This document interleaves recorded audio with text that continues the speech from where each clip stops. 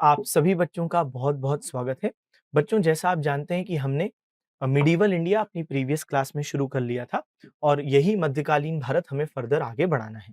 ठीक है? तो सभी का बहुत-बहुत एक बार फिर से स्वागत है।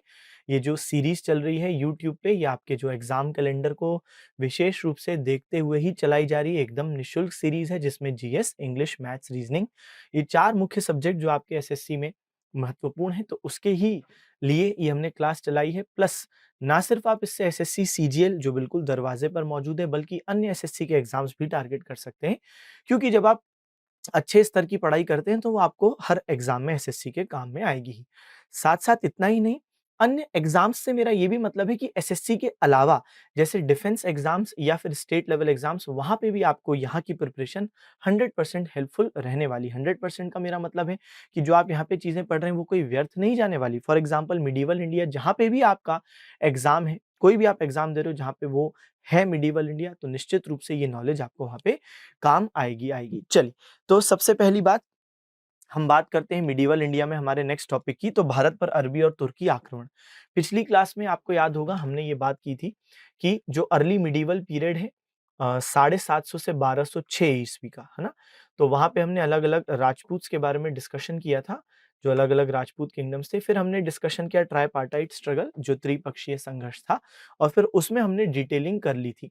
अच्छा, लेकिन फिर चोल मैंने बोला था कि भई रह गए हैं, तो हमको चोल पढ़ने हैं। चल तो पहले चोल खत्म करेंगे फिर अरबी और तुर्की आक्रमण देखेंगे। सबसे पहली बात क्या कि जब हम लोग चोल की बात करते हैं तो इसको समझने के लिए भी पहले हमें ये बात समझनी पड़ेगी कि बच्चे चोल भी 2 हैं। एक प्राचीन भारत में चोल वंश आता है। जैसे यहाँ पे आप देख पा रहे होंगे, तो प्राचीन भारत में हम लोग देखते हैं कि ये पंड्या, ये चेर या चेरा और यहाँ पर चोल। सबसे पहली बात ये छोला नहीं है। कई सारे बच्चे पढ़ते हैं छोला नहीं, चोल है। चोला भी नहीं है ना? क्या है? चोल। ओके, हाँ, इंग्लिश में चोला बोला जाता है, लेकिन है वैसे वो चोल। तो यहाँ पे चोल, चेरा, पांड्या, इन तीनों को ही हम लोग बोलते हैं संगम एज।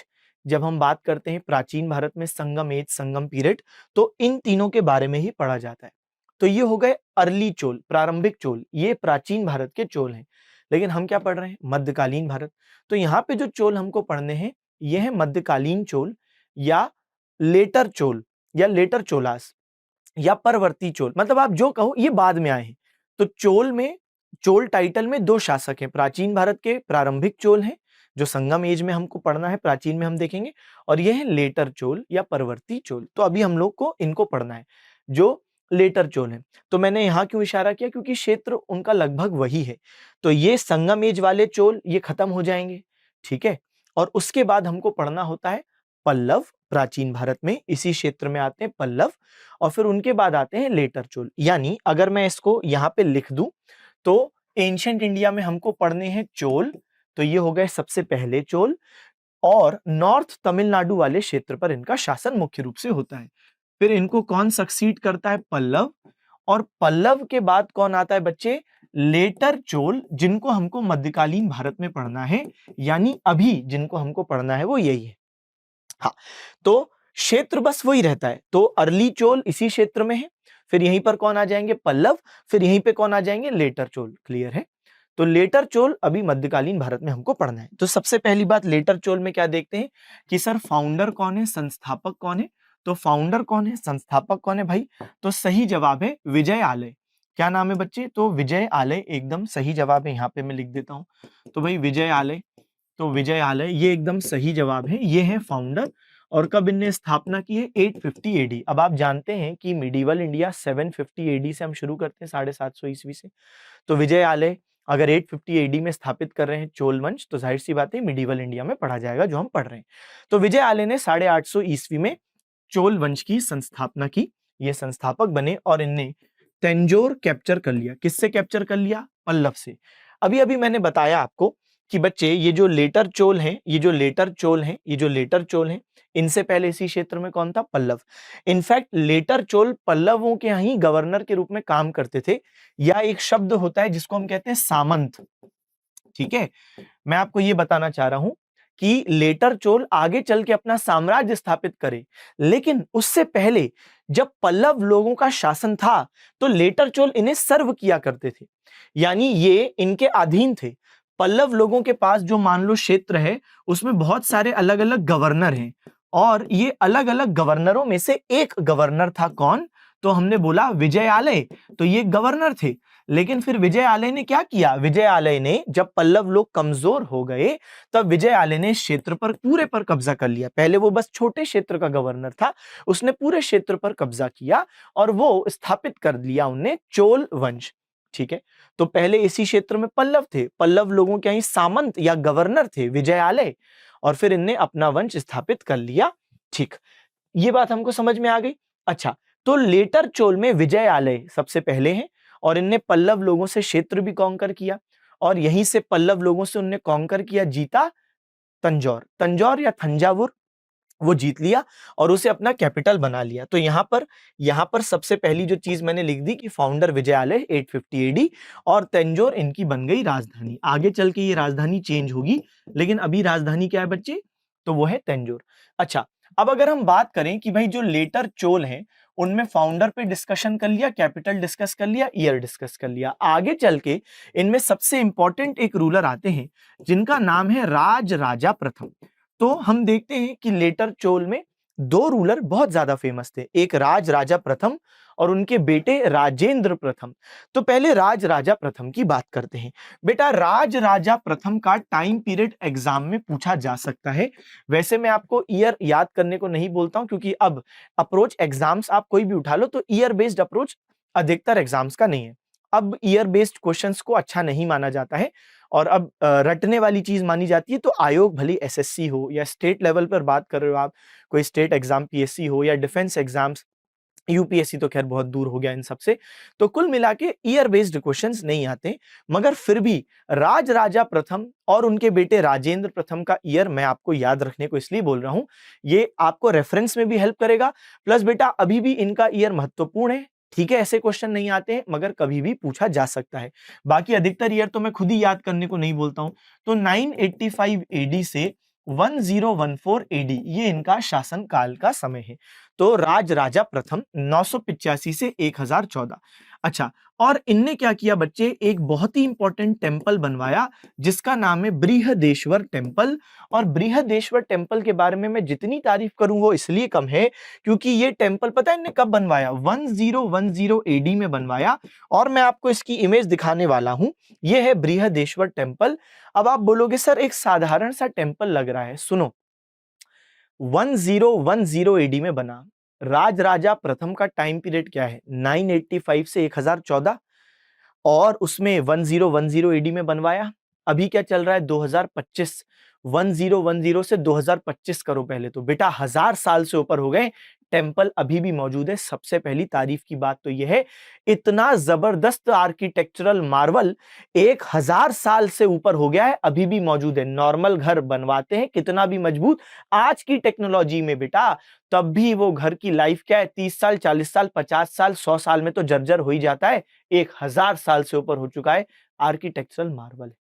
और उस क्षेत्र में कई बार भूकंप आ चुके हैं, आसपास की बिल्डिंग गिर गई है, ये टेम्पल नहीं गिर रहा। और सबसे हैरानी की बात बताता हूं, इस टेम्पल के ऊपर यहां पे रखा हुआ है 80 टन का एक पत्थर, जिसे हम कहते हैं कुंभम या कुंभन।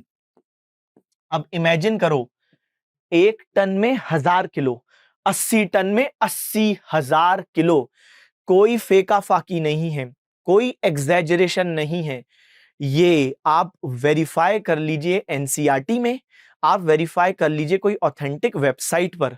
80 टन का पत्थर है, यानी 80,000 किलो। और सबसे बड़ी सोचने की बात, इसकी हाइट है मंदिर की 217 फीट। अब 217 फीट ऊपर ये 80,000 किलो का पत्थर पहुंचाया कैसे? Architectural Marvel. आज भी इसका जवाब प्रॉपर तरीके से नहीं मिल पाया है। साइंटिस्ट आज भी अनुमान लगा रहे हैं कि ये किया होगा, वो किया होगा। 80,000 किलो का पत्थर 217 फीट 1000 साल पहले, कोई क्रेन नहीं है उस टाइम पे, फिर भी कैसे कर दिया?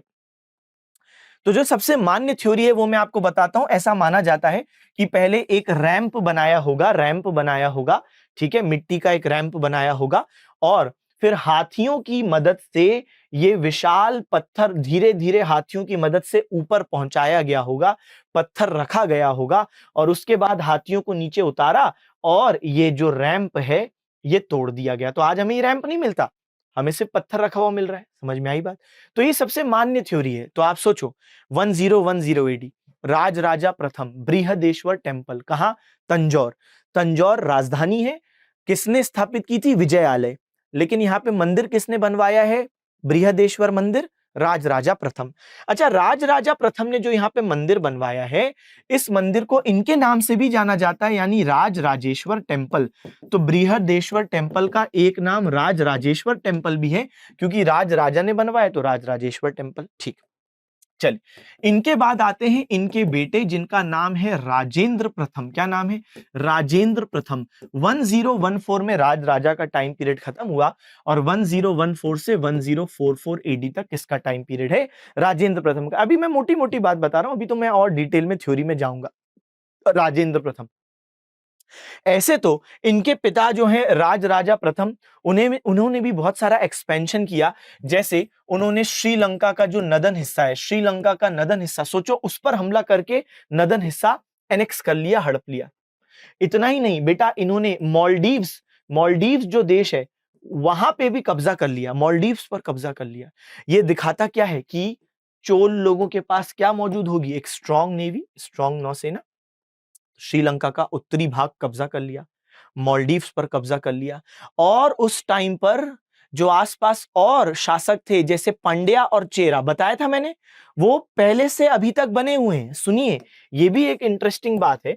इंटरेस्टिंग बात यह कि प्राचीन भारत में ये तीन थे और फिर आगे जैसे जैसे हम बढ़े तो हमने बोला कि ये नॉर्थ तमिलनाडु में ये वाले चोल खत्म होंगे, पल्लव आएंगे, लेकिन ये दोनों तब भी रहेंगे। फिर पल्लव को रिप्लेस करेंगे लेटर चोल, लेकिन ये दोनों तब भी रहेंगे। और राज राजा प्रथम इन दोनों को भी मारने वाले, मारने वाले हैं मतलब जान से नहीं, मतलब हमला करने वाले हैं। और उन्होंने पंड्या जो शासक थे उनको तो बंधक बना लिया, लो, और चेर शासक को भी हराया, लेकिन इन दोनों क्षेत्रों पर कब्जा नहीं किया, सिर्फ हराया। और कब्जा किस पे किया? नॉर्थ श्रीलंका और मालदीव्स। किसकी बात हो रही है? राज राजा प्रथम। क्या बनवाया? बृहदेश्वर मंदिर। और क्या किया? नॉर्थ श्रीलंका पर कब्जा, मालदीव्स पर कब्जा, और इन दोनों को हरा दिया। अब इनके जो बेटे होंगे राजेंद्र प्रथम, ये अपने पिताजी से भी आगे, ये तो श्रीलंका का जो बचा हुआ हिस्सा था, राज राजा ने नॉर्थ श्रीलंका पर कब्जा किया था, राजेंद्र प्रथम ने साउथ श्रीलंका पर भी कब्जा कर लिया, यानी अब पूरा श्रीलंका चोल लोगों का है। और इतना ही नहीं, राजेंद्र प्रथम ने चेर और पांड्या लोगों की टेरिटरीज पर भी कब्जा कर लिया। क्या बात कर रहे हो सर? हाँ। और इतना ही नहीं, राजेंद्र प्रथम ने इंडोनेशिया के जावा और सुमात्रा तक नौसैनिक अभियान किए। उस समय वहां पर एक शासन हुआ करता था, यहां पर मैं दिखाता हूं आपको, इधर ध्यान दो। राजेंद्र प्रथम ने इधर इंडोनेशिया के जावा सुमात्रा तक पर हमला किया। यहां पर एक देश है मलेशिया, उस पर भी हमला किया, आज मलेशिया है। उस टाइम पर एक शासन था श्री विजया, जो शासक थे, जो वंश था, जैसे हम बोलते हैं मुगल, दिल्ली सुल्तान, गुप्त, मौर्य, वैसे यहां पे एक वंश था श्री विजय, और श्री विजय वंश को हरा दिया और इन क्षेत्रों तक अपना प्रभाव स्थापित किया। ज्यादा लंबे समय तक इनको कोई अपने कब्जे में नहीं रखा, बस हराया। इन्फ्लुएंस कि हमसे डर के रहना पड़ेगा, तुम्हें हरा दिया है, तुम्हें व्यापार कर रहे हैं यहां से यहां तक, हरा दिया इनको, कब्जा नहीं किया। तो ये श्री विजय तक को हरा दिया। बताओ, यहां पे एक एम्पायर था श्री विजय। ठीक है, ओके, चलिए आगे बढ़ते हैं। अंडमान निकोबार की राजधानी पोर्ट ब्लेयर कुछ समय पहले मोदी जी ने श्रीविजयपुरम इसलिए घोषित कर दी थी कि भाई हमारा एक शासक थे हमारे चोल, जिनने यहां तक इन्फ्लुएंस स्थापित किया था, तो उसी को सेलिब्रेट करते हुए उन्होंने बोला श्रीविजयपुरम। एनीवेज, चल तो एक बार पढ़ते हैं। तो बेटा, मध्यकालीन चोल या परवर्ती चोल, विजय आले ने 850 एडी में परवर्ती चोल वंश की स्थापना की, पल्लवों से युद्ध उपरांत तंजौर पर कब्जा किया और अपनी राजधानी बना दिया। किसको? तंजौर को। चोल वास्तव में पल्लवों के सामंत थे, मैंने बता दिया। इस क्षेत्र में अर्ली चोल, शुरुआत में जो प्रारंभिक चोल आए, फिर पल्लव, पल्लव के ये गवर्नर थे विजय आले, विजय आले आगे चल के लेटर चोल वंश स्थापित कर रहे हैं। चूंकि ये चोल उपाधि के अंतर्गत दूसरे चोल हैं, इसलिए इन्हें परवर्ती चोल बोलते हैं। So the founder of later Chola वंश dynasty was Vijayalaya in 1850 AD. captured Tanjore from Pallavas and made it his capital. Chol were actually feudatories of Pallavas. Since these Chol were second group under title Chol, therefore they were called later Chol. सही है? चल, फिर हमने किसको पढ़ा? सबसे important Rajaraja प्रथम और राजेंद्र प्रथम। राजराजा ने क्या किया? श्रीलंका के नॉर्थ वाले हिस्से पर कब्जा किया, अभी बात की। मालदीव पर कब्जा किया, अभी अभी बात की। यहाँ पे देखो बच्चे, श्रीलंका का नॉर्थ वाला हिस्सा कब्जे में लिया, मालदीव कब्जे में लिया, हमने पढ़ लिया राजराजा प्रथम। और क्या किया? चेर वंश की नौसेना को भी नष्ट किया, लेकिन चेर पर कब्जा नहीं किया। पंड्या राजा को भी बंदी बना लिया, लेकिन उसके क्षेत्र पर भी कब्जा नहीं किया। तो जो दूसरे थे ना आसपास, पंड्या और चेर, उनको भी हराया, लेकिन कब्जा नहीं किया। और क्या किया? इन्होंने बृहदेश्वर मंदिर या राजराजेश्वर मंदिर बनाया। ऊंचाई कितनी है? 217 फीट। और किस वर्ष बना? 1010। ये मैंने आपको बात बता दी। इनके बाद इनके बेटे आएंगे राजेंद्र, इनके बारे में डिटेल में पढ़ेंगे। सो Rajaraja first annexed northern parts of Sri Lanka and Maldives. He destroyed the navy of Cheras and also made Pandyan king his prisoner. ठीक है? He built a very famous temple at capital Tanjore called Brihadeshwar or Rajrajeshwar, height 217 feet. और फिर construction year 1010 AD। चलिए भाई आगे बात करें। इनके बाद कौन है? राजेंद्र प्रथम। राजेंद्र प्रथम के बारे में भी आप जानते हो, इनने बचे हुए श्रीलंका पर कब्जा किया, चेर और पांड्या वाले क्षेत्र पर भी कब्जा किया, इंडोनेशिया मलेशिया तक भी अपना प्रभाव स्थापित किया। और इनने भी एक जबरदस्त चीज की है, इनने बच्चे गंगा नदी को क्रॉस करके ऊपर भी चले गए। यानी अभी तक तो हम लोग यही डिस्कशन कर रहे थे कि भाई ये जो है वो इधर मूव किए और श्रीलंका पर कब्जा किया, तो यानी इधर मूव किए, इधर मूव किए। लेकिन अब देखो बच्चे, यहाँ पे आपको दिखेगा ये ऊपर साइड, ये जो पिंक वाला एरिया आपको दिख रहा है, ये ऊपर साइड भी मूव किए, गंगा नदी क्रॉस की और बंगाल तक पर कब्जा कर लिया। अरे बाप रे, गंगा नदी क्रॉस की, बंगाल पर कब्जा कर लिया, और तब एक टाइटल अडॉप्ट किया कि मैं हूं गंगई कोंड चोल, यानी गंगा पर विजय पाने वाला चोल मैं हूं, राजेंद्र प्रथम। तो एक टाइटल लिया गंगई कोंड चोल। और फिर जब उनने कब्जा कर लिया इस क्षेत्र पे, वहां जो था नदी क्रॉस की, उस क्षेत्र पर कब्जा किया, लेकिन ज्यादा समय तक ये कब्जा रहा नहीं। वापस जब आए तो यहाँ पे टाइटल लिया गंगई कोंड चोल, और इधर ही तमिलनाडु वाला जो क्षेत्र है, यहाँ पर एक सिटी भी स्थापित की सेम नाम से, गंगई कोंड चोलपुरम। पुरम मतलब होता है सिटी, है ना? पुरम या पुर, आप देखते हो ना कि कई सिटीज में नाम लगा रहता है, कानपुर, नागपुर, तो पुर मतलब होता है सिटी। तो गंगई कोंड चोल, पुरम का मतलब है गंगई कोंड चोल की सिटी। जैसे जब मैं कहता हूं जयपुर, तो जय का पुर, तो एक राजा थे जय सिंह, उनने स्थापित किया सिटी जयपुर, तो उनने अपने नाम पे बोल दिया कि जयपुर मतलब जय की सिटी। तो वैसे ही बच्चे गंगई कोंड चोल की सिटी, तो गंगई कोंड चोल कौन है? राजेंद्र प्रथम। तो गंगई कोंड चोल की सिटी गंगई कोंड चोलपुरम, तो ये तमिलनाडु में है। ठीक है? और इनने यहाँ पे एक मंदिर इनने भी स्थापित किया जो बृहदेश्वर टेम्पल का ही एक रेप्लिका है, एक कॉपी है, तो इसको गंगई कोंड चोलपुरम टेम्पल ही बोलते हैं। चलिए, तो हम लोग यहाँ पे डिस्कशन करते हैं। राजेंद्र प्रथम, इनने श्रीलंका पर पूरी तरह से कब्जा कर लिया, चेर और पांड्यों के क्षेत्र पर भी कब्जा किया, और मलेशिया और इंडोनेशिया के जावा और सुमात्रा पर भी विजय प्राप्त की। और फिर इनने गंगा पार करके बंगाल पर कब्जा किया, गंगई कोंड चोल की उपाधि धारण की, और इसी नाम से एक शहर तमिलनाडु में स्थापित किया। 1025 में इसे अपनी राजधानी बनाया। अब सुनिए, आप सबको मालूम है कि initial capital of later Cholas क्या था, तो हमने बात कर ली तंजौर। किसने स्थापित किया था? विजयालय। राजराजा प्रथम ने कैपिटल में कोई चेंज नहीं किया, लेकिन राजेंद्र प्रथम ने अपना कैपिटल तंजौर से शिफ्ट करके क्या किया? गंगई कोंड चोल पुरम, पुरम लगाना जरूरी है, सिटी तभी तो होगी। ठीक है? और यहाँ 186 फीट ऊंचा एक मंदिर भी बनवाया जो बृहदेश्वर का ही कॉपी है। चल, सो राजेंद्र फर्स्ट ही annexed Sri Lanka completely, territories of Cheras and Pandyans were also annexed. He also conquered Malaysia, Sumatra, Java islands of Indonesia. ये हमने पूरा डिस्कशन एक एक बात कर लिया। And later on he conquered Ganga, he crossed Ganga, conquered Bengal and adopted the title Gangai Kond Chol and established a city in today's Tamil Nadu with the same name, Gangai Kond Chol Puram. Puram means city, and built a very famous temple here which was a replica of Brihadeshwar temple, height 186 feet. तो ये हमने same चीज यहाँ पे भी हमने A to Z पूरी चीज डिस्कस कर ली है। ओके ओके, चल आगे बढ़ते हैं भाई। अब देखो, अब चोल लोगों का जो पूरा साम्राज्य था वो उनने डिवाइड किया था, जैसे आज हम बोलते हैं इंडिया डिवाइडेड है किसमें, अलग अलग राज्य में, स्टेट्स में। स्टेट्स फर्दर डिवाइडेड है डिस्ट्रिक्ट्स में, जिलों में। जिले फर्दर डिवाइडेड है तहसील, और तहसील डिवाइडेड है गांव में। उसी प्रकार इनका भी कुछ स्ट्रक्चर इस प्रकार था। सबसे पहले चोल जो साम्राज्य था वो डिवाइडेड था मंडलम, जैसे हमारे पास राज्य हैं आज 28, वैसे इनके पास थे मंडलम। और फिर मंडलम डिवाइडेड थे किसमें बच्चे, वलनाडु या कोट्टम। तो जैसे आज हमारे पास क्या है, डिस्ट्रिक्ट्स या जिले। तो यहाँ पे मैं लिख देता हूं, जैसे हमारे पास स्टेट है ना, जैसे हमारे पास डिस्ट्रिक्ट है उदाहरण के लिए। फिर इनकी पास जो डिस्ट्रिक्ट थी वो है वलनाडु या कोट्टम। फिर ये फर्दर डिवाइडेड है नाडु, जैसे हमारे पास है तहसील। और बच्चे फर्दर है गांव, तो यहाँ तो विलेज ही है, इसमें कोई दिक्कत नहीं है। विलेज तो इंग्लिश वर्ड हो गया, ग्राम मान लीजिए, है ना। तो ग्राम जो आज हम लोग बोलते हैं विलेज।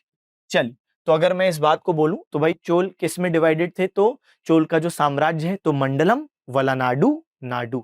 मंडलम, वलानाडु, नाडु और गांव। तो मंडलम, वलानाडु, नाडु और गांव। तो मंडलम वलानाडु को कोट्टम भी बोलते हैं, ठीक है, तो ये दिमाग में रखना।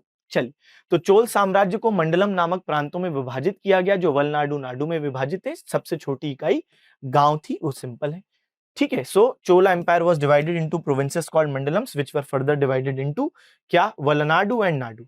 चोल स्थानीय ग्राम सभाओं को स्वायत्तता देने के लिए प्रसिद्ध थे, जिन्हें उर और महासभा कहा जाता था। इनफैक्ट ये एसएससी में पूछे जाने वाली बात है, और सीजीएल का जो स्तर का पेपर है उसमें तो यही बातें पूछी जाती हैं कि भाई वहां पे पॉलिटिकल थीम्स की, राजा महाराजाओं ने क्या किया, उससे ज्यादा प्रशासन में कोई विशेष उपलब्धि हो, कोई स्पेशल फीचर हो, वो बताओ।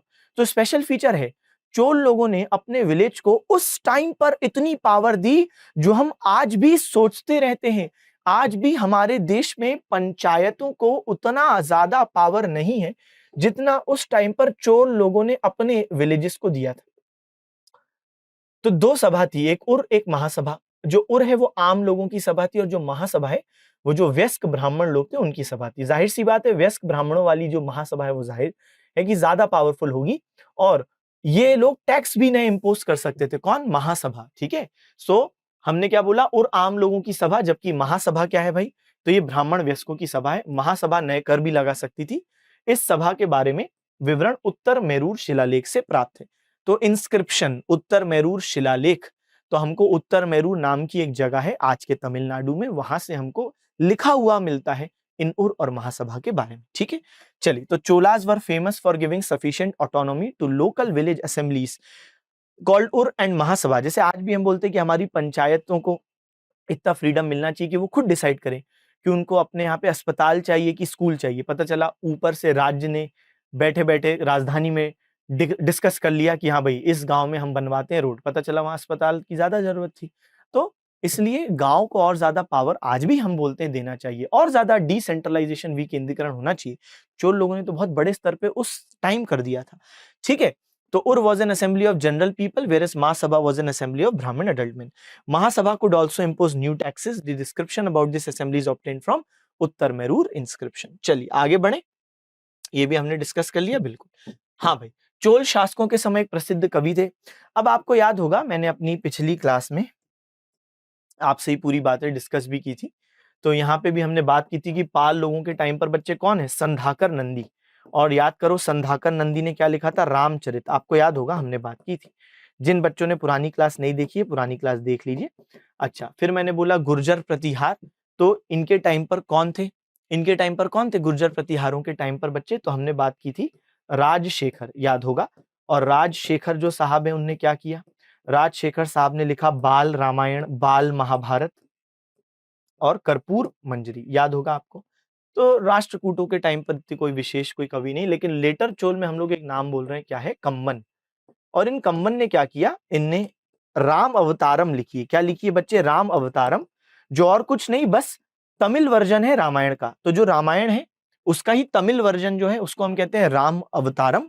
राम अवतारम को कम्बन रामायण भी कहा जाता है, क्योंकि कम्बन ने लिखी है। तो भाई इस पुस्तक को कम्बन रामायण भी कहते हैं, राम अवतारम भी कहते हैं, ठीक है। तो यहाँ पे आप देख सकते हैं। तो चोल शासकों के समय प्रसिद्ध कवि कम्बन थे, जो राम अवतारम के लेखक थे। कंबन रामायण नाम से भी इसे जाना जाता है, रामायण का ये तमिल वर्जन है। So famous poet during the time of Chola was Kamban, author of Ramavataram, also called Kamban Ramayana, which is nothing but Tamil version of the epic Ramayana. Okay, चलो आगे बढ़े। तो यहाँ पे हमने चोलों को वाइंड अप कर दिया। अब हमारा जो आज एक और नया टॉपिक हम लोग पिकअप कर रहे हैं वो है इस्लामी। इस्लाम और इस्लामी जो भारत में आक्रमण होंगे, हमने पिछली क्लासेस में भी डिस्कशन किया था कि नागभट्ट प्रथम जो गुर्जर प्रतिहार शासक थे, उनने अरबी कमांडर्स जुनैद और तमीम को हराया बैटल ऑफ राजस्थान में। लेकिन कैसे हराया, कब आए ये भारत में, तो ये सारी चीजें हमको डिस्कस करनी है। ठीक है, चल तो भाई इसको डिस्कस करेंगे, थोड़ा सा पानी हो जाए फिर हम लोग तेजी से डिस्कशन शुरू करते हैं।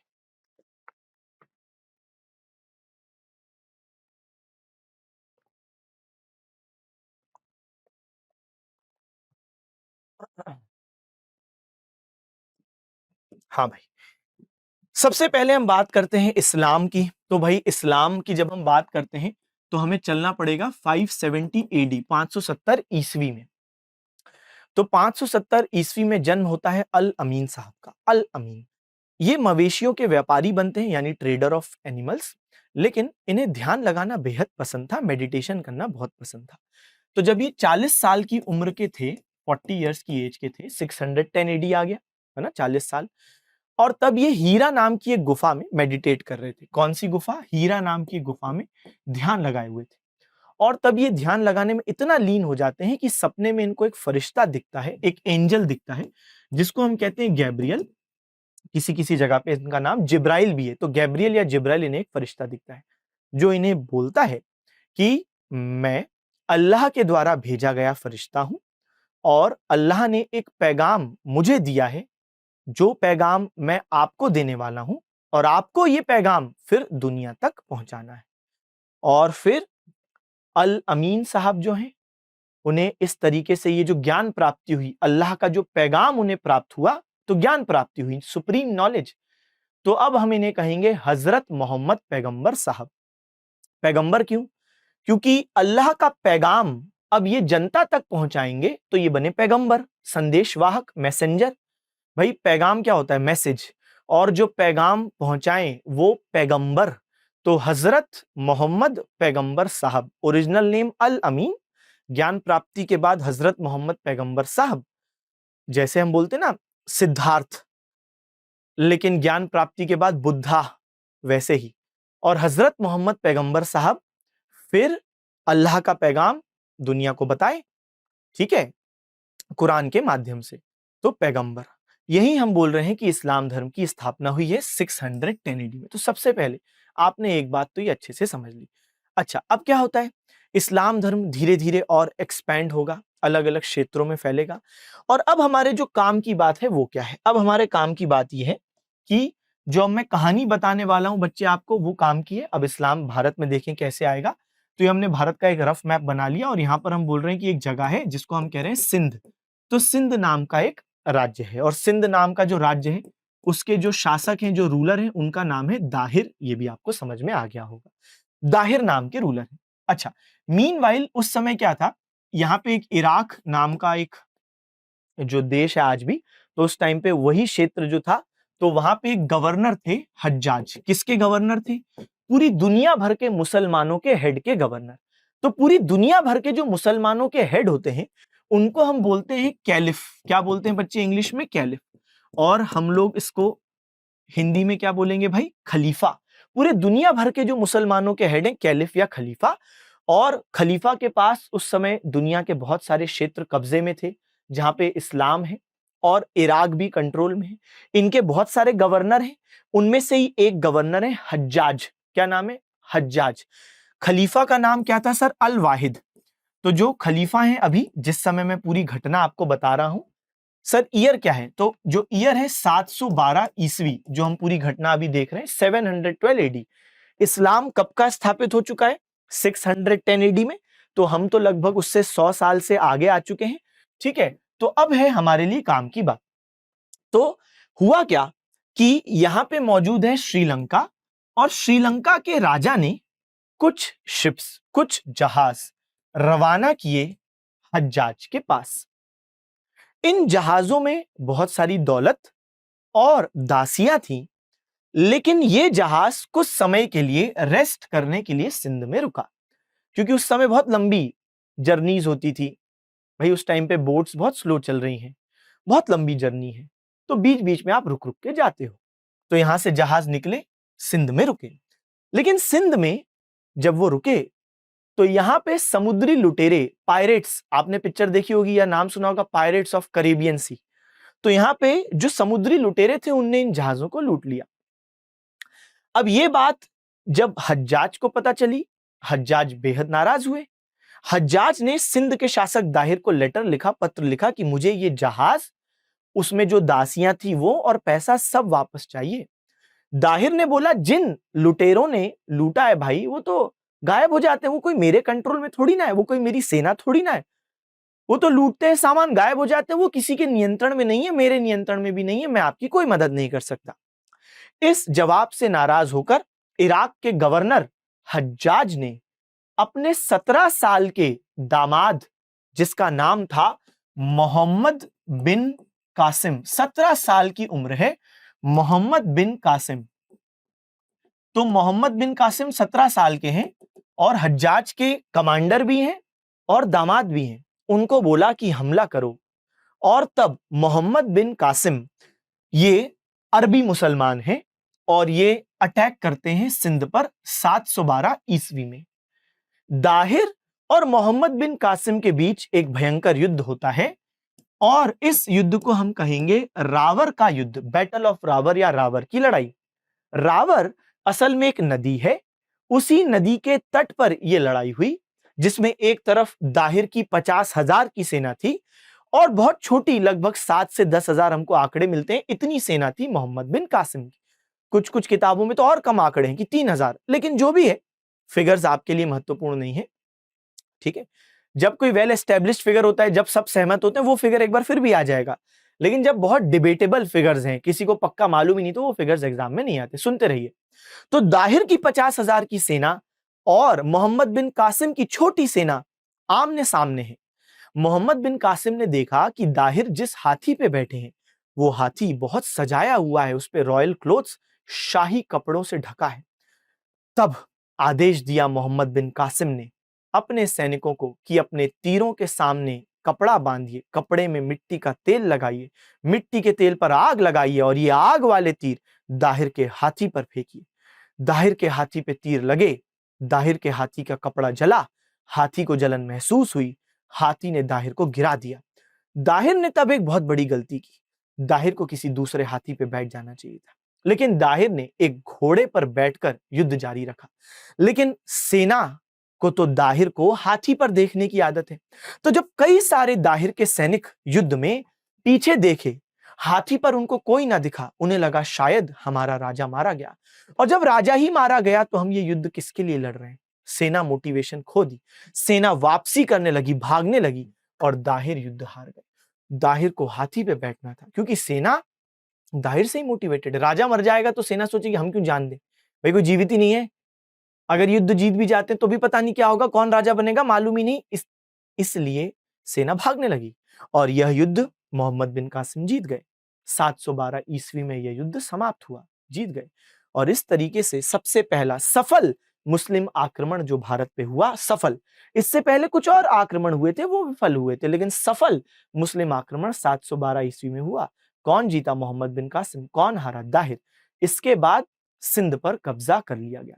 मोहम्मद बिन कासिम ने दाहिर की 2 बेटियों को खलीफा के पास उपहार के रूप में भेजा, लेकिन दाहिर की 2 बेटियां जब अल वाहिद खलीफा के पास पहुंची, वहां पे इन बहनों ने कहा कि मोहम्मद बिन कासिम ने हमें आपके पास भेजने से पहले हमारा शोषण किया, शारीरिक शोषण, फिजिकल एक्सप्लॉइटेशन।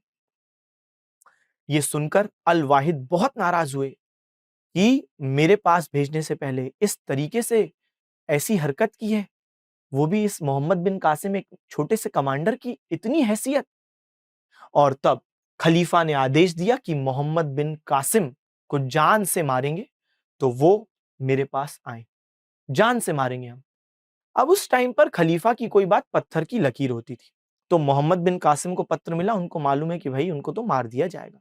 अब मोहम्मद बिन कासिम ने सोचा मैं वहां जाऊंगा, पता नहीं कैसी मौत देंगे, कितना दर्दनाक मौत होगी, मैं वहां पे टॉर्चर होके मरूं, उससे अच्छा है मैं यहाँ खुद ही मर जाता हूं। मोहम्मद बिन कासिम ने अपने आप को खुद मार लिया और फिर इनकी डेड बॉडी को खलीफा के पास पहुंचाया गया। लेकिन जैसे ही डेड बॉडी खलीफा के पास पहुंची, दाहिर की दोनों बेटियां चिल्ला उठी कि हमने अपने पिता की मृत्यु का बदला ले लिया, कोई शारीरिक शोषण नहीं किया था, लेकिन इस व्यक्ति ने जो हमारे पिता के साथ किया, हमने बदला ले लिया। ये सुन के जाहिर सी बात है खलीफा और भड़के कि अरे बताओ, वफादार आदमी मारा गया। और तब खलीफा ने आदेश दिया कि इन दोनों बहनों को घोड़े की पूंछ पर बांधकर तब तक मैदान के इर्द गिर्द चक्कर लगवाया जाए जब तक दोनों की मृत्यु ना हो जाए, और ऐसा ही किया गया। दोनों बहनों को इस प्रकार मृत्यु दिया गया। खैर, यहां पे ही हमने जो डिस्कशन किया, ये मोहम्मद बिन कासिम मर चुका है, लेकिन मोहम्मद बिन कासिम ने मरने से पहले एक बहुत महत्वपूर्ण चीज की थी। वो था, इसने सिंध के लोगों पर जजिया टैक्स इंप्लीमेंट कर दिया था मरने से पहले। जजिया क्या होता है? जजिया टैक्स गैर मुसलमान, नॉन मुस्लिम से लिया जाता है। क्या सिंध में नॉन मुस्लिम्स थे? बिल्कुल थे भाई। मुसलमान तो अभी आए ना, उससे पहले तो नॉन मुस्लिम्स थे। कौन? जैसे हिंदू, बौद्ध, जैन, ये मौजूद है, तो इन पे लगाया जजिया। जजिया क्या होता है?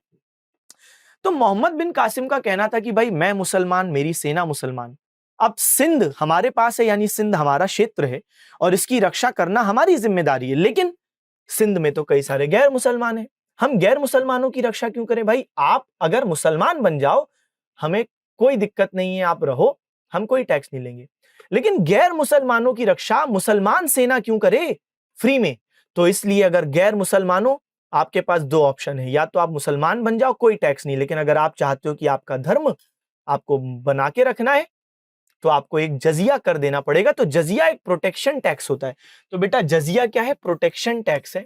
जजिया क्या है? प्रोटेक्शन टैक्स है, सुरक्षा कर है। तो जजिया इज अ प्रोटेक्शन टैक्स, यानी सुरक्षा कर की आपको अगर रहना है इधर ही तो निकल जाओ, या तो कहीं और, या तो फिर इस्लाम कबूल करो, या फिर जजिया टैक्स दो और अपना धर्म मेंटेन करो, फिर हमें कोई दिक्कत नहीं। तो ये सबसे पहले भारत में सिंध में लागू हुआ, मोहम्मद बिन कासिम ने लागू किया। चलिए एक बार थ्योरी देखें। हाँ भाई, तो थ्योरी देखते हैं। सबसे पहले राइज ऑफ इस्लाम, इस्लाम धर्म का उदय हुआ। अच्छा, हजरत मोहम्मद साहब ने किस शताब्दी में इस्लाम धर्म की स्थापना की? थ्योरी देखने से पहले एक प्रश्न भी हमारे सामने कि हजरत मोहम्मद पैगंबर साहब ने किस शताब्दी में इस्लाम धर्म की स्थापना की? ठीक है भाई, तो 610 एडी में की है। अब आप जानते हो भाई सेंचुरी कैसे चलती है, जैसे मैं बोल रहा हूं कि 2025 है, तो सेंचुरी कौन सी है? 21st, यानी सेंचुरी का नंबर एक आगे चलता है। भाई सेंचुरी ऐसे चलती है ना, जैसे 2000 से 2099, ये हो गई आपकी 21st सेंचुरी, ठीक है ना? तो अगर 610 एडी है, तो जैसे 2025 में सेंचुरी में नंबर एक ज्यादा 21st चला, तो 610 एडी में नंबर क्या चलेगा? 7 चलेगा, एक ज्यादा। तो सही जवाब है 7 सेंचुरी, ठीक है। चलिए आगे बढ़े भाई, आगे बढ़ते हैं और चीजें देखते हैं। सिंध पर अरबी आक्रमण। तो भारत पर पहला सफल मुस्लिम आक्रमण 712 ईस्वी में अरब आक्रमणकारी मोहम्मद बिन कासिम के नेतृत्व में हुआ। उसने 712 में सिंध पर विजय प्राप्त की। उस समय सिंध का शासक था दाहिर, और ठीक है, तो first successful Muslim attack on India took place in 712 AD under the leadership of Arabic invader Muhammad bin Qasim. He conquered Sindh in 712 AD. At that time, Sindh was ruled by Dahir. Information about the conquest of Sindh by the Arabs is obtained from the Persian text Chachnama. तो एक फारसी ग्रंथ है चचनामा, उसमें ये पूरी कहानी लिखी हुई है जो मैंने आपको बताई कि किस तरीके से मोहम्मद बिन कासिम ने सिंध के शासक दाहिर को हराया। अभी जो चचनामा पुस्तक है, इसके राइटर का नाम दिमाग में रखिएगा, अली अहमद। मैं फिर अपनी बात रिपीट करता हूं, थ्योरी में नहीं लिखा हुआ है, अलग से आपको नोट डाउन करना है। अली अहमद, अली अहमद कौन है? जिनने चचनामा पुस्तक लिखी है, ठीक है। चलिए आगे बात करें। आइए, रावर के युद्ध में दाहिर 50,000 लोगों की मजबूत पैदल सेना, घुड़सवार सेना और हाथी सेना सहित अरब आक्रमणकारियों की प्रतीक्षा कर रहा था। So in the battle of Rawar, Dahir was waiting for the Arab invader with a huge army including 50,000 man, strong infantry, cavalry, elephantry. मगर अरबों और दाहिर के बीच जब युद्ध हुआ तो दाहिर की हार हुई और सिंध पर कब्जा हो गया। So eventually Dahir lost, Sindh was captured. ये तो बहुत सिंपल बात होगी। बैटल ऑफ रावर 712, यहाँ पे आप देख सकते हो, ये है सिंध के शासक दाहिर और वो है मोहम्मद बिन कासिम, अरबी आक्रमणकारी। चलिए भाई, निम्नलिखित में से किसने 712 में भारत पर आक्रमण किया? बहुत सिंपल, मोहम्मद बिन कासिम ने भारत पर आक्रमण किया, सिंपल। चलिए, चचनामा में कौन सी विजय के इतिहास का विवरण है? चचनामा की जब बात करते हैं तो अरबी विजय। भाई विक्ट्री किसकी हुई है? अरब्स की हुई है। हारा कौन है? दाहिर। किस युद्ध में मोहम्मद बिन कासिम ने सिंध के शासक दाहिर को पराजित किया? In which battle did Muhammad bin Qasim defeat Dahir the ruler of Sindh? तो सही जवाब है रावर के युद्ध में। रावर के युद्ध में। भारत में जजिया कर लगाने वाला प्रथम मुस्लिम कौन था? So the first Muslim to implement jizya tax कौन है भाई? मोहम्मद बिन कासिम है। ये भी एक सिंपल सी बात। चल, अब हम बात करेंगे तुर्की आक्रमण की। अभी अभी हमने बात की अरेबिक अटैक हुआ, अब हम बात करेंगे टर्किश अटैक की। ध्यान देंगे बच्चे। अब इसका मतलब सबसे पहले ऐसा समझो, मुसलमान जिस भी अलग अलग क्षेत्रों में गए तो उस क्षेत्र के नाम पे उन मुसलमानों का नाम पड़ गया। जैसे अरब के मुसलमान अरबी मुसलमान, तुर्क क्षेत्र के मुसलमान कहलाएंगे तुर्की मुसलमान। जब इस्लाम भारत आएगा तो भारत में जो लोग मुस्लिम बनेंगे या फिर जो बाहर से आए हैं तो वो भारत में रहे तो वो कहलाएंगे भारतीय मुसलमान। ठीक है, तो इंडियन मुस्लिम्स, तो बेसिकली इंडियन मुस्लिम्स मोटा मोटा शब्द कहें तो बाहर वालों के लिए इस्तेमाल नहीं होता, जो इंडियंस हैं जो कि कन्वर्ट हो गए तो उनको हम कहेंगे इंडियन मुस्लिम्स। तो मोटा मोटा ये बात है। तो जो क्षेत्र के मुसलमान हैं उस क्षेत्र के नाम पे मुसलमानों का नाम आ जाएगा। यानी अगर मैं आपको ये कहूं बच्चे, सबसे पहले इस्लाम धर्म की स्थापना कहां होती है? तो जो मैंने आपको पूरी कहानी बताई थी हजरत मोहम्मद पैगंबर साहब की, तो बेटा हीरा नाम की गुफा ये सब कहां पे है? तो ये सऊदी अरेबिया में मक्का में है। तो इस्लाम धर्म का उदय मक्का सऊदी अरेबिया में हुआ, तो ये अरब क्षेत्र में इस्लाम धर्म का उदय हुआ। फिर हम देखते हैं कि ये वाला जो क्षेत्र है इसको हम कहते हैं तुर्क। ये टर्की नहीं है, तुर्की वाला क्षेत्र नहीं है। बहुत सारे बच्चे गलती करते हैं। तुर्क क्षेत्र मतलब है जैसे आज आप कई देशों के नाम सुनते हैं, तुर्कमेनिस्तान, कजाकिस्तान, किर्गिस्तान, उज्बेकिस्तान, सुना है आपने? तो ये वाला जो क्षेत्र है बेटा तुर्क क्षेत्र कहलाता है। It's not Turkey, it's not तुर्की। वो टर्की अलग देश है, वो एक अलग बात है ना? वो टर्की छोड़ दो, ये तुर्क देश। तो यहां पे जो मुसलमान होंगे उनको हम कहेंगे तुर्क मुसलमान। भारत में जो मुसलमान होंगे उनको हम कहेंगे भारतीय मुसलमान, इंडियन मुस्लिम्स। ठीक है, हाँ। तो यहां पे हम लोग अपनी बात को वापस ले जाते हैं। तो भाई अरेबिक मुस्लिम्स, सबसे पहले अरब क्षेत्र में ही मुसलमान आए। अच्छा, यहां पे हमने अटैक देखा किसका? 712 ईस्वी, मोहम्मद बिन कासिम। तो इंडिया पे जो सबसे पहला सफल मुस्लिम आक्रमण हुआ अरेबिक इन्वेजन था, मोहम्मद बिन कासिम ने किया। अच्छा, अब आगे बात करते हैं। अब तुर्क क्षेत्र के मुसलमान भी भारत पर आक्रमण करेंगे। एक बात मैं फिर से रिपीट कर दूं बच्चे, दिमाग में रखना। इंडियन मुस्लिम्स कौन है? इंडियन मुस्लिम्स वो हैं जो कि इंडिया में या तो हम देखते हैं कि पहले किसी और धर्म के थे, वो मान लो कन्वर्ट हो गए तो वो भी इंडियन मुस्लिम्स हो गए। ठीक है, तो ये सबसे मेन जो वैरायटी है इंडियन मुस्लिम्स की, सबसे पहले यही है। ठीक है, इसके अलावा ऐसे भी लोग हैं जो बाहर से इंडिया में आए और फिर जो उनके बच्चे हुए समय के साथ, समाज के साथ जब वो इंटीग्रेट हुए, ठीक है, उनने किसी भारतीय मुसलमान से शादी भी कर ली, तो वो भी इंडियन मुस्लिम्स कहलाते हैं। तो ये अलग अलग कैटेगरी ऑफ मुस्लिम्स होते हैं। ओके, चलो, लेकिन सबसे पहले अरेबिक मुस्लिम्स थे। अब तुर्क क्षेत्र की बात करते हैं भाई, आओ। तो तुर्क क्षेत्र में एक व्यक्ति है जिसका नाम है सुबुक्तगिन। क्या नाम है बच्चे? सुबुक्तगिन।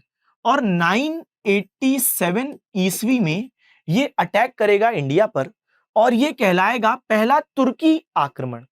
पहला अरबी आक्रमण मोहम्मद बिन कासिम, पहला तुर्की आक्रमण 987 एडी में। तो जो तुर्क मुसलमानों में सबसे पहले इंडिया पर अटैक करेंगे उनका नाम है सुबुक्तगिन। 987 एडी में हमला होगा। चलो सर, ये तो हमको समझ में आ गया, लेकिन जैसे मोहम्मद बिन कासिम ने जब हमला किया तो दाहिर पर हमला किया जो सिंध के शासक थे, उसी प्रकार हमको सर बताइए कि जब सुबुक्तगिन ने 987 में हमला किया, तुर्क मुसलमानों का आक्रमण पहली बार हुआ, तब किस पर अटैक हुआ? तो बेटा तब इनने जिस पे अटैक किया, तो ये एरो सही नहीं है, इस एरो को हम लोग सही कर दें।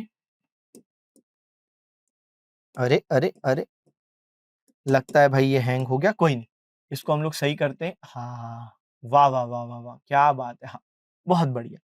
तो यहाँ पे जो सुबुक्तगिन ने अटैक किया ना बच्चे, तो उनने किस क्षेत्र पर अटैक किया? ये एरो सही है, उनने अटैक किया है पंजाब मुल्तान वाला क्षेत्र। उस समय यहाँ पर एक राजा थे जिनका नाम है जयपाल। क्या नाम है बच्चे? जयपाल। और इनका वंश कौन सा है? जैसे हम बोलते हैं मौर्य वंश, गुप्त वंश, मुगल वंश, तो जयपाल का वंश क्या है बच्चे? हिंदू शाही। ये इनकी डायनेस्टी का नाम है, हिंदू शाही। हिंदू शाही वंश के राजा जयपाल। क्षेत्र कौन सा है? North west India, Punjab Multan वाला क्षेत्र है। यहाँ पे इनने मौजूद थे। सुबुक्तगिन ने इन पर अटैक किया और इनको हरा दिया, तो ये जयपाल हार गए। अब ध्यान से सुनना, सुबुक्तगिन के दो बेटे थे, एक का नाम था महमूद गजनवी, एक का नाम था इस्माइल। सुबुक्तगिन चाहते थे कि उनकी मृत्यु के बाद इस्माइल बने अगला रूलर, लेकिन इस क्षेत्र का, तुर्क क्षेत्र का। लेकिन महमूद गजनवी ने अपने ही सगे भाई इस्माइल को मार के उसकी इस्माइल छीन ली, और इस्माइल छीनने के बाद महमूद गजनवी बन गए नए रूलर। तो सुबुक्तगिन के बाद इस क्षेत्र में एक नया रूलर आएगा, महमूद गजनवी। महमूद गजनवी को महमूद गजनवी क्यों बोलते हैं? क्योंकि बच्चे उसकी जो राजधानी है वो है गजनी। जैसे आपने एक बहुत फेमस शायर है, शायद उनका नाम सुना होगा, राहत इंदौरी साहब। अब तो उनकी अनफॉर्चुनेटली मृत्यु हो गई, वो इंदौर से थे, तो राहत इंदौरी क्योंकि इंदौर से है। वैसे ही महमूद गजनवी क्योंकि ये गजनी से है। गजनी कहां पे? अफगानिस्तान में एक सिटी है। तो गजनी क्या है? अफगानिस्तान में एक सिटी है गजनी, क्योंकि यहीं से संबंधित थे, तो महमूद गजनवी क्योंकि यहीं से संबंधित है। ठीक है, चलिए, तो ये है भाई महमूद गजनवी आपके सामने। ये किसके बेटे हैं? सुबुक्तगिन के। अब ये इंडिया पर हमला करने वाले। सबसे पहली बात, महमूद गजनवी ने इंडिया पर कितनी बार आक्रमण किया? 17 बार आक्रमण किया। सबसे पहला इनका जो अटैक होगा वो 1000 एडी में होगा। याद रखने में आसान होगा क्योंकि राउंड ऑफ फिगर है 1000 एडी। ये सबसे फर्स्ट आक्रमण है, एग्जाम में आ सकता है। महमूद गजनवी ने कितनी बार आक्रमण किया? 17। पहला आक्रमण कब किया? 1000 एडी। और सुनो, इनके पिता ने किया था 987 में, इनने किया 1000। किस पर किया? जयपाल पर किया, और जयपाल फिर हार गए। आगे 1001 एडी में फिर से महमूद गजनवी ने आक्रमण किया, फिर से जयपाल पर आक्रमण किया। और ये जो युद्ध है, ये जयपाल की राजधानी में ये लड़ाई हुई। इसको कहते हैं वह हिंद की लड़ाई। क्या बोलते हैं बच्चे? वह हिंद की लड़ाई, पहली वह हिंद की लड़ाई। वह हिंद में भी 2 लड़ाइयां होंगी, तो फर्स्ट बैटल ऑफ वह हिंद। अब आप में से कुछ बच्चे बोलेंगे सर वह हिंद क्या है? मैं फिर बोलता हूं, जयपाल का जो कैपिटल है, जयपाल की जो राजधानी है वो है वह हिंद। वह हिंद का एक और नाम है उद्भांड, तो इसलिए इसको उद्भांड की लड़ाई भी कहते हैं। तो वह हिंद की लड़ाई या उद्भांड की लड़ाई भी इसको कहते हैं। इसको पेशावर की लड़ाई भी कहते हैं। 3 नाम है। तो पेशावर के बगल में हुई थी, तो वह हिंद, उद्भांड, पेशावर की लड़ाई।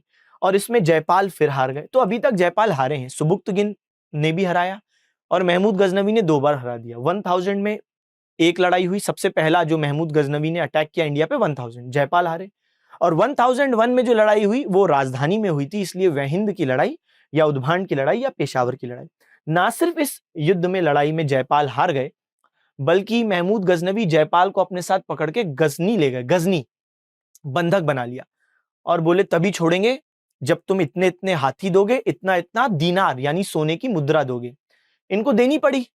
तो जब ये वापस, इनको छोड़ दिया गया, जब ये वापस आए तो ये बहुत ही ह्यूमिलिएटेड फील कर रहे थे कि यार मैं कैसा राजा हूं, सबसे हार जा रहा हूं, और अब मुझे अपनी रिहाई के लिए पैसे देने पड़े हैं, हाथी अपने देने पड़े हैं, कैसा बेकार जीवन है। तो जयपाल ने अपना शासन अपने बेटे आनंद पाल को सौंपा और खुद सिंधु नदी में डूबकर आत्महत्या कर ली। अब आ गया 1008। महमूद गजनवी ने फिर अटैक किया। इस बार जयपाल के बेटे आनंद पाल पर अटैक हुआ। आनंद पाल भी हार गए। अब ऊपर से जयपाल देख रहे होंगे बैठ के कि अरे बताओ, मैं अपने आप को समझ रहा था कि मैं ही कमजोर हूं, यहां पे तो आनंद पाल भी हार गए। तो आनंद पाल भी हार गए। इस युद्ध को हम लोग बोलते हैं वह हिंद का दूसरा युद्ध, वह हिंद की दूसरी लड़ाई, सेकेंड बैटल ऑफ वह हिंद। मैं फिर अपनी बात रिपीट करता हूं। सबसे पहले, टाइम तो है ना हमारे पास, सफल मुस्लिम आक्रमण, सबसे पहला अरबी, मोहम्मद बिन कासिम 712। आगे बढ़ो, बताइए सर। आगे हमने देखा पहला तुर्की आक्रमण, सुबुक्तगिन जयपाल को हराया 987। महमूद गजनवी ने 17 बार आक्रमण किया। सबसे पहला 1000 जयपाल को हराया। 1001 वह हिंद की पहली लड़ाई, जयपाल फिर हारे। 1008 वह हिंद की दूसरी लड़ाई, इस बार आनंद पाल हारे। आगे बढ़ते हैं। अब हुआ क्या, महमूद गजनवी भारत से संपत्ति लूटने और इस्लाम धर्म फैलाने, इन 2 उद्देश्यों की वजह से हमला करता था। तो क्या उद्देश्य है भाई? एक तो वेल्थ लूटना, अभी मैं थ्योरी दिखाऊंगा, और दूसरा क्या है बच्चे आपका? इस्लाम का प्रचार, इस्लाम फैलाना है। ठीक है। अब होता यह था कि जब भी महमूद गजनवी कहीं अटैक करता था तो ना सिर्फ संपत्ति लूट रहे हैं, बल्कि वहां पे जो मंदिर होते थे उनको डिस्ट्रॉय करता था। क्यों? क्योंकि इस्लाम में आइडल वर्शिप अलाउड नहीं है। आइडल वर्शिप यानी मूर्ति पूजा अच्छी नहीं मानी जाती। तो महमूद गजनवी बड़ा कट्टर था। इसलिए वो मूर्तियों को तोड़वा देता था, मंदिरों को तोड़वा देता था। एक बार महमूद गजनवी ने मथुरा वृंदावन पर अटैक किया। यहां पे श्री कृष्ण के मंदिर थे, उनको डिस्ट्रॉय किया, और इसी कारणवश उसको एक टाइटल मिलता है बुत शिकन। बुत मतलब होता है मूर्ति, और शिकन मतलब होता है तोड़ने वाला, तो मूर्ति भंजक। तो यहां पर आप फॉर एग्जाम्पल एक इमेज के माध्यम से समझ सकते हैं। तो जहां पे भी जाता था भारत में, मूर्तियां तोड़ देता था, मंदिर तोड़ देता था, मूर्ति भंजक, बुत शिकन। बुत मतलब मूर्ति। कभी सुना है तुमने टीचर बोलता, अरे ये बुत बने क्यों खड़े हो, बोलो ना कुछ, यानी क्यों स्टैचू बन गए, बताओ, जो मैं सवाल पूछ रहा हूं जवाब दो। तो बुत मतलब मूर्ति। तो जो मथुरा वृंदावन का जो शासक था, राज्यपाल, वो ना भाग गया था। उसने कोई रेजिस्टेंस ऑफर नहीं किया, कोई विरोध नहीं किया, वो भाग गया। और मथुरा वृंदावन के मंदिर भी तोड़े महमूद गजनवी ने, और यहां से बहुत वेल्थ भी लूटी। तो जब महमूद गजनवी चला गया ना, तो एक दूसरा हिंदू शासक था विद्याधर, उसको बहुत गुस्सा आया इस पे।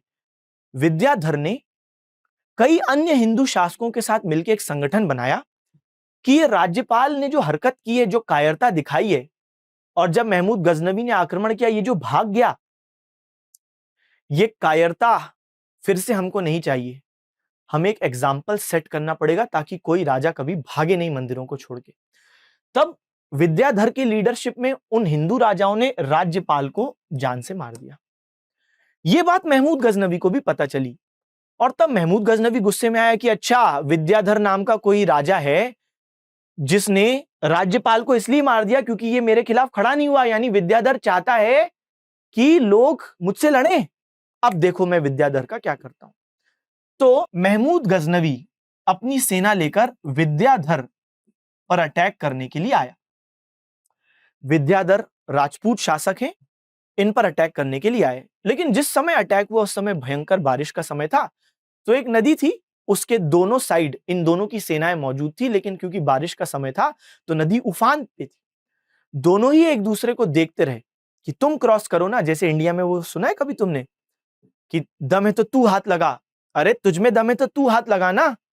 और जब कोई किसी को इंडिया में हाथ लगा देता है, तब सबसे पहले लोग बोलते हैं हाथ कैसे लगाया तूने, नहीं नहीं तूने हाथ, अरे तू ही तो कहा था कि हाथ लगा। तो लड़ाई और बढ़ जाती है। तो आदमी करे तो करे क्या, पहले तो सामने वाला कह रहा है हाथ लगा के देख, और हाथ लगा रहे हैं तो कह रहे कैसे लगाया भाई, तू ही कह रहा था। एनीवेज, लेकिन यहाँ पे तो नदी उफान पे है, दोनों एक दूसरे को घूरते रहे, लेकिन कोई नदी क्रॉस नहीं कर सकता था। ऐसे में महमूद गजनवी ने आसपास के क्षेत्रों को लूटा और वो वापस चला गया। तो विद्याधर एकमात्र ऐसा राजा था जिसे महमूद गजनवी हरा नहीं पाया, क्योंकि युद्ध ही नहीं हुआ।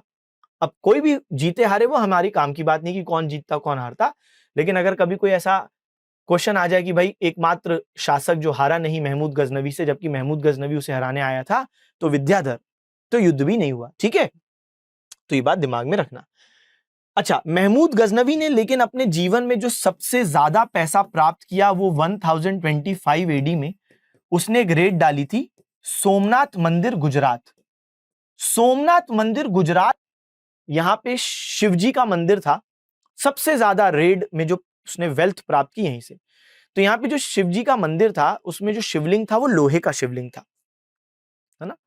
और उसके लिए एक मान्यता थी कि वो शिवलिंग जमीन से थोड़ा ऊपर उठा हुआ है, मतलब किसी सपोर्ट के बिना हवा में मौजूद है। तो यहाँ पे बड़े स्तर पर श्रद्धालु आते थे, बहुत चढ़ावा चढ़ता था। तो महमूद गजनवी को मालूम था कि भाई चढ़ावा बड़े स्तर पर आ रहा है, उसे तो ऐसी जगह चाहिए जहां पे पैसा बहुत हो। तो महमूद गजनवी ने यहाँ पे आया, यहाँ पे बहुत सारे ब्राह्मणों को मारा। यहाँ पे उसने खुद देखा, मान्यता है कि उसने अपनी आंखों से जब देखा कि शिवलिंग जमीन से थोड़ा ऊपर है, तो उसे डाउट हुआ। तो उसने अपनी जो तलवार है वो पहले शिवलिंग के नीचे से गुजारी, कोई सपोर्ट नहीं था। आसपास शिवलिंग के घूम के देखा, कोई सपोर्ट नहीं मिला। तो फिर उसने अपनी तलवार ऊपर उछाली, माना जाता है तब तलवार ऊपर, तलवार जो है वो छत से चिपक गई। तब उसे डाउट हुआ, तो उसने अपने सैनिकों को आदेश दिया कि आप छत तोड़िए। जैसे जैसे छत तोड़ने लगे, शिवलिंग माना जाता है टेढ़ा होता गया।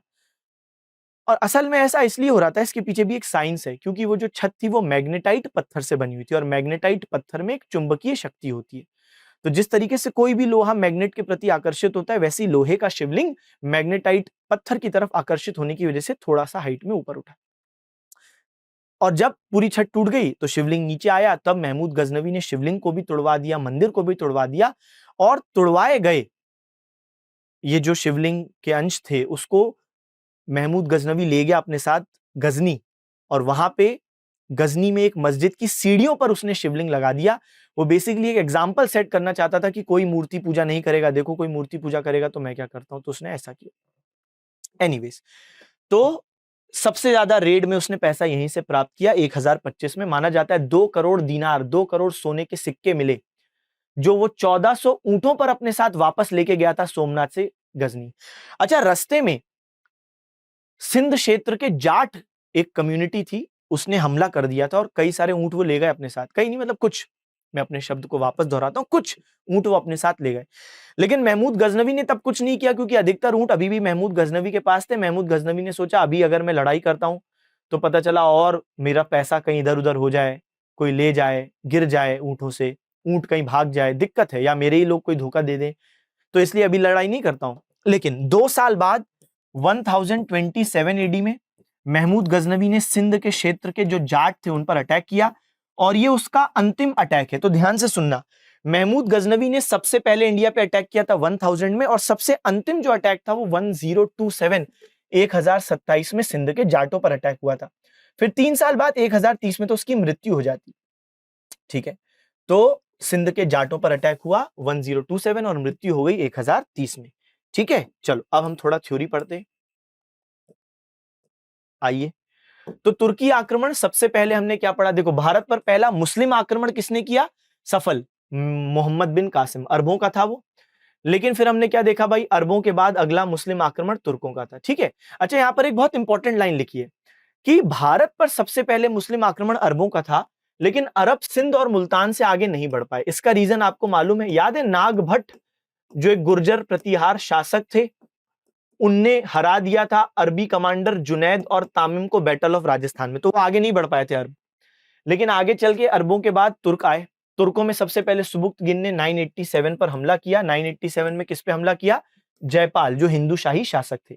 सो first Muslim invasion of Arabs, but they failed to expand beyond Sindh and Multan.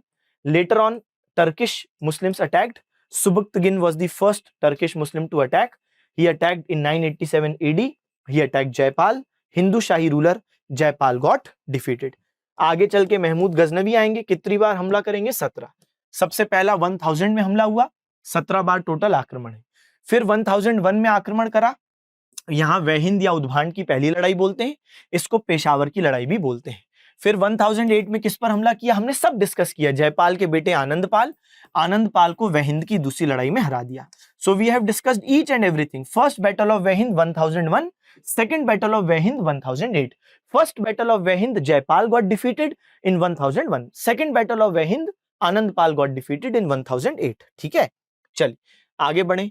Mahmood Ghaznavi ने भारत पर कितनी बार हमला किया, 17 बार हमला किया। ये हमने पूरी चीज डिस्कस कर ली। आइए फिर देखो, महमूद गजनवी ने किस वर्ष सबसे पहली बार भारत पर हमला किया, तो बेटा सबसे पहली बार तो 1000 एडी में हमला किया था, ये बात हमें मालूम है। चलो, वहिंद की दूसरी लड़ाई में महमूद गजनवी ने किसे हराया, वहिंद की पहली लड़ाई 1001 में हुई थी, जयपाल को हराया। वहिंद की दूसरी लड़ाई में 1008 में आनंदपाल को हराया। तो सही जवाब क्या है बच्चे, आनंदपाल एकदम सही जवाब है। थोड़ा तेज इसलिए चल रहा है क्योंकि ये सब सिंपल क्वेश्चन है। फिर 1021-22 में कलिंजर के चंदेल वंशीय शासक विद्याधर, ये वही विद्याधर हैं, महमूद गजनवी इनको हराने आए थे। ये कौन है, चंदेल राजपूत हैं। इनका जो क्षेत्र है वो है कलिंजर। कलिंजर उत्तर प्रदेश में मौजूद एक बहुत ही स्ट्रॉन्ग किला, कलिंजर किला। तो राजपूत शासक चंदेल विद्याधर, ठीक है, तो चंदेल वंश। और याद है मैंने आपको बताया था, जब मैंने पिछली क्लास में बताया था, चंदेल राजपूत खजुराहो उनका कैपिटल ही वही है। ठीक है, तो चंदेल राजपूत ही है ये विद्याधर। तो ये कलिंजर इनका क्षेत्र है। इनको दंडित करने के लिए वो आया, कौन, महमूद गजनवी। लेकिन कई महीनों के उपरांत भी कलिंजर को जीत नहीं सके, कौन, महमूद गजनवी।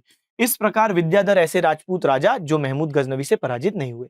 1025 में गुजरात के सोमनाथ मंदिर पर अटैक किया, किसने अटैक किया, हमने अभी पूरी बात करी डिटेल में, Mahmud Ghaznavi attack Somnath 1025 AD. Okay, चलो अब यहाँ पे लास्ट एक पॉइंट देखो कि भाई बुत शिकन कह रहे हैं हम किसको, महमूद गजनवी को, ये बात हमको मालूम। अच्छा, अगली महत्वपूर्ण बात देखें क्या है। महमूद गजनवी का अंतिम आक्रमण 1027 में सिंध के जाटों के खिलाफ, अभी अभी मैंने ये भी बात बता दी थी। Last raid of Mahmud Ghaznavi was against Jats of Sindh, और इनका ईयर कौन सा है, 1027। डेथ कब हो गई भाई, मृत्यु कब हो गई, तो ये बात तो आपको मालूम है, मृत्यु हो गई डेथ हो गई कब? 1030 एडी। तो ये बात मैंने आपसे भाई डिस्कस कर ली है कि 1030 एडी में ना इनकी डेथ हो गई है, तो ये बात बिल्कुल दिमाग में रखना है, 1030 एडी में इनकी डेथ हो गई, ठीक है। तो ये हमने अच्छे से पूरी बात देख ली। चलो अब बढ़ना है आगे। महमूद गजनवी के साथ कौन आए हैं? तो अल बरूनी। बेटा अल बरूनी एक इंडोलॉजिस्ट है। इनने इंडिया पर एक पुस्तक लिखी है जिसका नाम है तहरीक ए हिंद। इसे तहकीक ए हिंद भी बोलते हैं, किताब उल हिंद भी बोलते हैं। तो इंडिया पर लिखा है इसलिए इनको इंडोलॉजिस्ट बोलते हैं। बेसिकली एक इतिहासकार है, ठीक है। महमूद गजनवी के साथ, जब महमूद गजनवी ने भारत पर कई बार हमले किए तो उनके साथ अल बरूनी नाम के एक विद्वान आए थे। उनने किताब उल हिंद पुस्तक लिखी है। इसे तहरीक ए हिंद भी बोलते हैं और इसे तहकीक ए हिंद भी बोलते हैं। क्या बोलते हैं बेटा? तहकीक ए हिंद। तो तहकीक ए हिंद नाम से भी इसको जाना जाता है। तहकीक, तो क्या बोला मैंने? तहरीक ए हिंद या तहकीक ए हिंद, ठीक है जी। चल, इसके बाद एक लास्ट पॉइंट है, क्लास खत्म कर दूंगा। फिरदौसी कौन है सुनो। महमूद गजनवी के साथ इंडिया अल बरूनी आए, फिरदौसी नाम का कोई बंदा नहीं आया। लेकिन फिरदौसी गजनी में बैठते थे, तो महमूद गजनवी के दरबार में एक विद्वान थे फिरदौसी, इंडिया नहीं आए, इंडिया आए अल बरूनी। तो फिरदौसी को एक बार महमूद गजनवी ने टास्क दी थी कि तुम मेरे परिवार की तारीफ करने पर एक बुक लिखो, जितने पैराग्राफ लिखोगे हर पैराग्राफ के लिए सोने का सिक्का दूंगा। फिरदौसी ने भी एक बहुत मोटी बुक बना दी कि सोने का सिक्का मिलेगा। लेकिन जब वो बुक प्रेजेंट की, बुक का नाम है शाहनामा, तो इस बुक को देखकर महमूद गजनवी खुश हुए और बोले अकाउंटेंट से अपने, गिनो पैराग्राफ, दे दो हर पैराग्राफ के लिए चांदी का सिक्का। अरे फिरदौसी नाराज, बोले सोने के सिक्के की बात हुई थी। महमूद गजनवी बोले नहीं नहीं, आप भूल गए होंगे, चांदी के सिक्के की बात हुई थी। फिरदौसी बोले अपने पास ही रख लीजिए, फिर हमको नहीं चाहिए, हमारे साथ हुआ है धोखा। चले गए गुस्से में। दरबारियों ने समझाया महमूद गजनवी को कि ऐसा मत करो, सोने के सिक्का की जो बात हुई थी वो देना चाहिए, वरना ये 10 लोगों को जाके बोलेंगे। तब महमूद गजनवी ने उस समय 2 बैलगाड़ियां भर के बोला जाओ इसको भिजवा दो। और तब जैसे ये गाड़ियां घर पहुंचती हैं, पता चला फिरदौसी की तो मृत्यु हो गई। बताओ, फिरदौसी का तो जनाजा उठाने का माहौल बना हुआ था उसके घर पे। तब सैनिकों ने बोला कि भाई, बेटी को बोला कि तुम रख लो। बेटी ने बोला मुझको भी नहीं चाहिए, ले जाओ वापस। खैर, कुल मिला के फिरदौसी ने लिखी शाहनामा। इसमें महमूद गजनवी के वंश की तारीफ है और पूर्वजों की तारीफ है। अल बरूनी ने लिखी किताबुल हिंद, ठीक है। तो ये दिमाग में रख। चलो, तो अब हम लोग अपनी इस क्लास को यहीं पर वाइंड अप कर रहे हैं। मुझे आशा है कि भाई आपको ये अच्छा लगा क्लास आज की। एक प्रश्न है जो मैं आपके लिए छोड़ रहा हूं, ठीक है। आज मैंने आपको ये प्रश्न आपको जवाब देना है। आज मैंने आपको चोल भी पढ़ा दिए, महमूद गजनवी भी पढ़ा दिया। अब देखते हैं कितने बच्चे सवाल का जवाब दे पाएंगे। ये एसएससी सीजीएल 2022 का क्वेश्चन है। गजनी का सुल्तान महमूद किस चोल राजा का समकालीन था? अब देखो उसने क्या किया, क्वेश्चन ने महमूद गजनवी और चोल दोनों को मिक्स करके क्वेश्चन पूछ लिया। लेकिन अगर आपने मेरा लेक्चर आज अच्छे से सुना तो आप इसका जवाब दे दोगे कि भाई गजनी का सुल्तान महमूद किस चोल राजा का समकालीन था, आप बताना, ठीक है। इसका जवाब आप कमेंट सेक्शन में दीजिएगा। चलो, दे दोगे आप, मुझे पूरा विश्वास है। कहाँ आ गया? हाँ, चलो तो खत्म करें क्लास। पढ़ते रहें, सिलेक्शन ले, अपने माता पिता का नाम रोशन करें। बताइएगा क्लास कैसी लगी। Okay, bye bye, thank you, tata, see you.